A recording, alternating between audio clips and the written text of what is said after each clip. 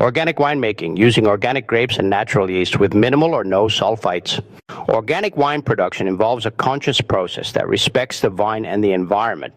It uses organic grapes and natural indigenous yeast, with an emphasis on using little to no extra sulfites. This method is frequently consistent with the natural wine ethos, which prioritizes non-intervention and enables the terroir to fully express itself. This guide from the vineyard to the bottle is detailed in the steps below. Organic grapes and vineyard management. The organic grape is the cornerstone of organic winemaking. This necessitates that the vineyard be treated without the use of chemical fertilizers, synthetic pesticides, herbicides, or fungicides.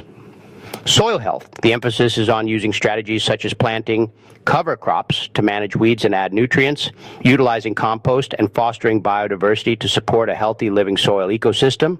By taking this holistic approach, the vines are made naturally stronger and more resistant to disease. Control of pests and diseases. Winemakers employ organic techniques like introducing beneficial insects, natural predators, using plant extracts, and maintaining careful canopy management to assure proper airflow, which helps prevent mold and mildew. This is in contrast to the use of synthetic chemicals. Healthy grapes are necessary for a successful fermentation without sulfites, making this step essential. Picking and sorting grapes, hand harvesting. Hand picking grapes is the most common method since it guarantees careful handling. It is crucial to minimize fruit damage since cracked skins might cause early oxidation and microbial development, which are issues that winemakers who use little or no additional sulfur must take very seriously. Ideal ripeness. It is essential to select the precise time of phenolic ripeness, optimal flavor, tannin, and acid balance. To maintain freshness and prevent any undesirable early fermentation, grapes are frequently picked during the coldest hours of the day, such as early morning or at night. Stringent sorting. After harvesting, the grapes are carefully sorted to get rid of any immature, broken, or sick berries, as well as mog material other than grapes, such as stems and leaves. The danger of spoilage, which would require the use of chemicals, is reduced by only transporting the freshest and best quality fruit. Smash and macerate, red wine focus, crushing, destemming. The grapes are gently crushed to release the juice and break the skins. The juice of white wines is typically immediately separated from the skins, pressing. The process of maceration, in which the juice remains in contact with the skins, is used for red and skin contact, orange wines. Natural yeast inoculation. The must is allowed to start fermenting on its own. The grape skins and the winery environment are home to naturally occurring or indigenous yeasts.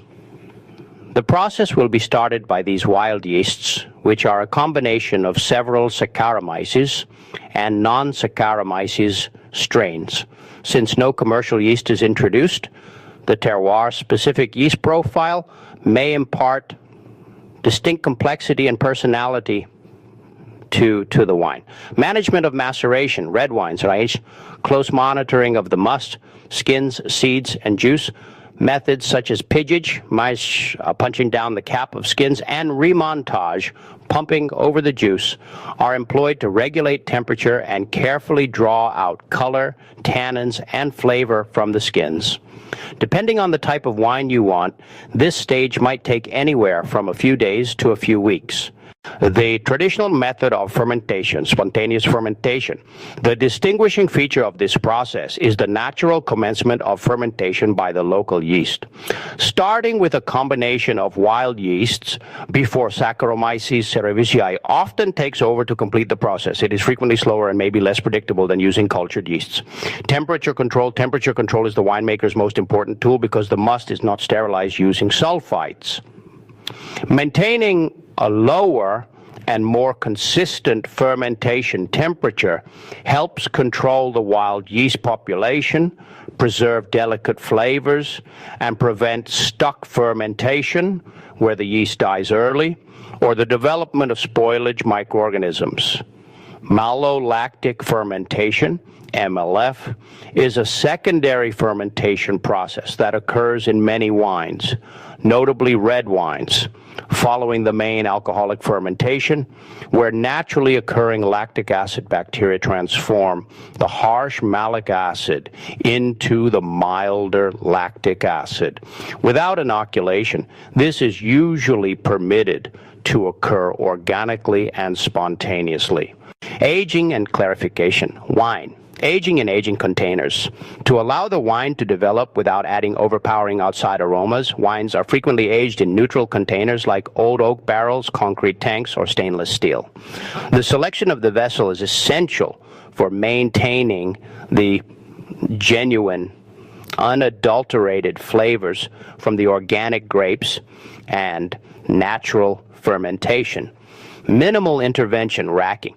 The method of transferring the wine from one container to another, called racking, separates the lees, parades, dead yeast cells, and sediment from the clear wine. Only when necessary to maintain clarity and stability is this carried out. Clarification.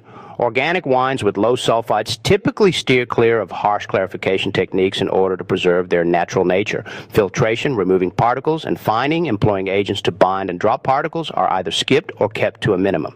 Many natural organic wines are left unfiltered and unfiltered, which retains their natural flavor and texture molecules, but may give them a somewhat hazy appearance. Sulfites are kept to a minimum during the bottling process. Maintaining the wine's stability without relying heavily on preservatives is crucial at the last stage, which calls for utmost cleanliness. Sanitation is key. Due to the low or absence of sulfites, meticulous sanitation of all machinery, barrels, and the bottling line is essential to avoid microbial spoilage, such as Brettanomyces or Acetobacter. Little or no sulfite addition. Keep in mind that all wines include some sulfites, since it is a normal byproduct of fermentation. Wines with the words no added sulfites or minimal sulfites on the label depend on the wine's inherent acidity, alcohol concentration, and the winemaker's extraordinary attention to detail in order to maintain its stability. The amount of sulfites added is kept well below standard norms and is used only to preserve the wine right before it is bottled. Bottle aging. The wine is kept in the bottle to age.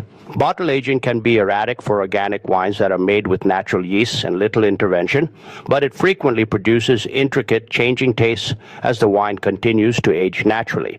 This step-by-step approach promotes a low intervention approach in which the winemaker serves as a vigilant steward, letting the natural processes from the soil to the native yeast determine the character and quality of the finished organic wine.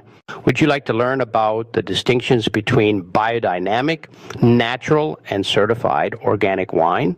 If you like it, please let me know.